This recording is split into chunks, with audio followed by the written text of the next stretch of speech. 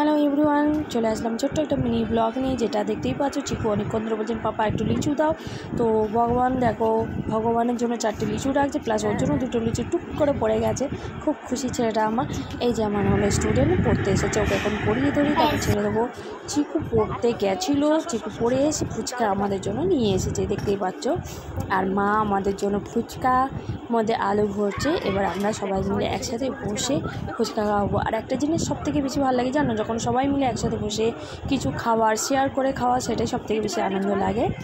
আর আমার তো খুবই ভালো লাগে যে সবাই মিলে একসাথে বসে খাই। চলো টপাটপ দেখো খাচ্ছে চিকু, খেয়ে মুখের ভাবগতি দেখো কতটা মজা। কিন্তু হ্যাঁ, রাস্তায় দাঁড়িয়ে 10 টাকা ফুচকা খেয়েছে, ঘরে প্লাস ফুচকা খেতে বসে পড়েছে।